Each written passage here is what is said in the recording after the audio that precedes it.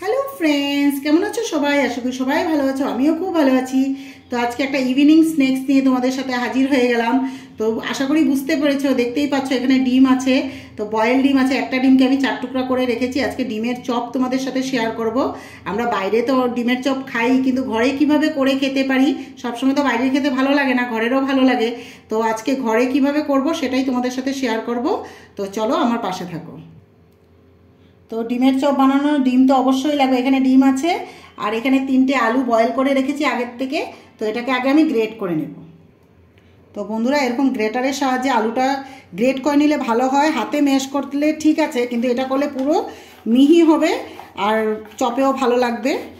তো দেখতে পাচ্ছ কি সুন্দর ম্যাশ হয়ে গেছে।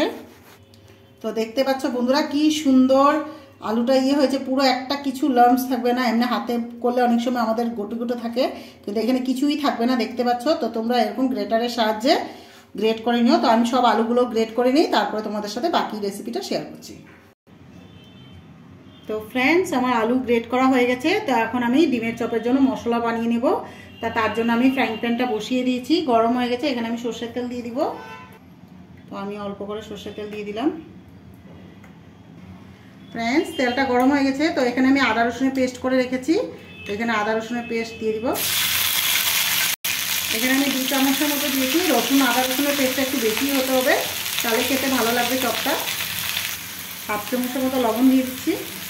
এখানে পেঁয়াজ গ্রেট করে রেখেছি, পেঁয়াজ দিয়ে দিব 2 চামচের মতো। এটাকে একটু হালকা করে ভেজে নেব। তো আমার পেঁয়াজটা ভাজা হয়ে গেছে। পেঁয়াজটা বেশি ভাজতে হবে না, পেঁয়াজ রসুনটা 2-3 মিনিট ভাজলে হয়ে যাবে। একটু কালারটা চেঞ্জ হয়ে আসলেই বাকি মশলাগুলো দিয়ে দিব। এখন আমি লঙ্কা কুচো দিব। লঙ্কাটা তোমাদের ঝাল যেভাবে খাও, তো আমি আমার যেটুকু ঝাল খাই সেভাবে দিয়েছি। এটা ঝালটা তোমাদের নিজস্ব ইয়েতে দিয়ে দিও। অল্প করে হলুদ গুঁড়ো দিয়ে দিলাম, জিরের গুঁড়ো অল্প করে 1/2 চামচের মতো, ধনে গুঁড়ো 1/2 চামচ দিয়ে দিলাম, কাশ্মীরি লঙ্কা অল্প করে দিয়ে দিলাম, এটা অপশনাল, দিলেও হয় না দিলেও হয়। অল্প করে গোলমরিচের গুঁড়ো দিয়ে দিলাম, অল্প করে কালো লবণ দিয়ে দিলাম। এখন এগুলোকে ভালো করে মিক্স করে নেব।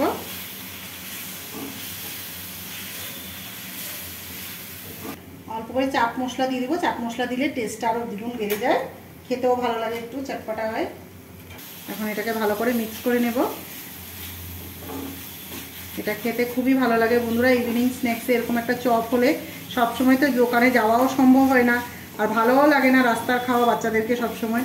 তো ঘরে এইভাবে বানিয়ে দিলে বাচ্চারাও খাবে, মন খুশ হয়ে যাবে, আর নিজেরও ভালো লাগে। একটা বাচ্চাদেরকে কিছু করে দিতে পারলে নিজেরও মনটা ভালো লাগে। তো এইভাবে প্লিজ ট্রাই করো, ভালো লাগবে। অল্প করে গরম মশলা দিয়ে দিব। এটা ভালো করে মিক্স করব। আবার মশলাটাই হলো মেইন, চপের মশলাটা ভালো করে বানালে চপটা খেতে এমনিই দুর্দান্ত লাগে। এখন আমি গ্রেট করা আলুটা দিয়ে দিব বন্ধুরা। আমার মশলা পুরো ভাজা হয়ে গেছে। তো এখানে দেখতে পাচ্ছ আলু গ্রেট করে যেটা রেখেছি, সিদ্ধ আলুটাকে, এটাকে আমি দিয়ে দিব পুরোটা। এটাকে এখন আমি ভালো করে মিক্স করে নেব।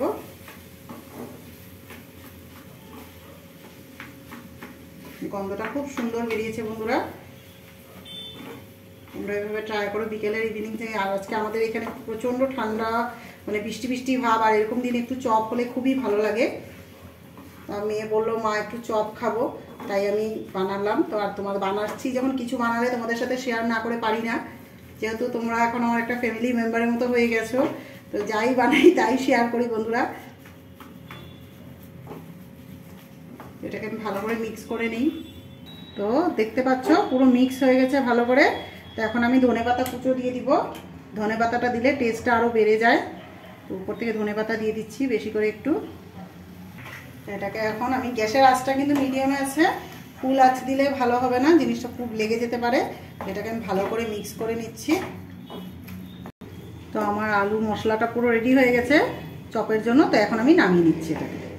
তো আমার পুরটা ঠান্ডা হয়ে গেছে। তো এখন কড়াই বসিয়ে দিয়েছি, আমি চপগুলো ভাজবো। তো এটা আমি সরষের তেলে করছি, তোমরা চাইলে সাদা তেলেও করতে পারো। তো আমি সরষের তেলে ভালো লাগে আমার। তেলটা গরম হোক, ততক্ষণ আমি ডিমটা ফাটিয়ে নিচ্ছি। এখানে আমি 2টা ডিম ব্যবহার করব। এখানে আমি 2টা ডিমই নিয়েছি, এর বেশি লাগবে না। অল্প করে ব্ল্যাক সল্ট দিয়ে দিলাম, সামান্য পরিমাণে ব্ল্যাক পেপার দিয়ে দিলাম, এটাকে ভালো করে ফেটিয়ে নিচ্ছি। তো এখন আমি চপটা বানিয়ে নিচ্ছি, পুরটা। তো আলুটাকে আমি এরকম করে নেব। তো এখানে একটা করে ডিম ঢুকিয়ে দিব, এভাবে ঢুকিয়ে এটাকে মুড়ে দেব ভালো করে, আস্তে আস্তে করে চপের আকারে দিব।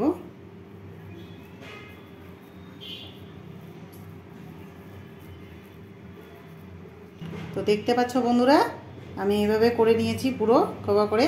তো এখন আমি আগে ডিমের চুবায় গুলাবো, এটাকে ভালো করে গুলিয়ে নিয়েছি। তো এখন ব্রেড ক্রাম লাগিয়ে দেবো এটার উপরে।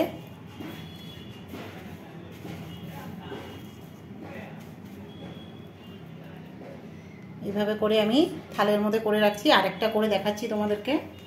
তো এরকম করে আমি আরেকটা ডিম নিয়ে নিচ্ছি। তোমরা চাইলে পুরো হাফ ডিমও নিতে পারো। তো আমি ছোট ছোট করে করছি, এইভাবে করে আস্তে আস্তে করে হাতের ইয়েতে মুড়ে বড় বড় শেপে। তোমরা এরকম লম্বা লম্বা শেপে দেখতেও ভালো লাগে, পুরো দোকানের মতোই হবে খেতে। তো দেখতে পাচ্ছ বন্ধুরা কিভাবে করেছি, পুরো দেখতে পাচ্ছ।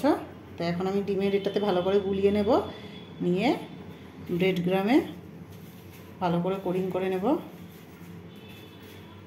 তো এরকম করে আমি বাকি ডিমগুলোও করে আনছি। তো দেখতে পাচ্ছ, এটা ডাবল কোটও করতে পারো, আমি সিঙ্গেল কোটেই করেছি। তো ফ্রেন্ডস দেখতে পাচ্ছ আমি আলুর চপগুলো পুরো রেডি করে নিয়েছি। তো এখন এক এক করে ভেজে নিচ্ছি। আমার তেলটা গরম হয়ে গেছে, তো আমি এখন এক এক করে ছেড়ে দিচ্ছি। তো এখন আমি 3টা করেই ভাজবো, বেশি একলগে ভাজলে নষ্ট হয়ে যাবে। তো 3টা করেই ভাজবো। তো বন্ধুরা কিরকম লাগলো আমার বিকেলের নাস্তা ডিমের চপটা? তো ভালো লাগলে please like, follow, share, comment করতে ভুলো না। এরকম আরও অনেক রেসিপি দেখাবো তোমাদেরকে, বিকেলের কি টিফিন কি খাওয়া যায় ভালো ভালো। তো আজকের মতো এতটুকুই, নেক্সট ভিডিওতে আবার দেখা হচ্ছে, টাটা।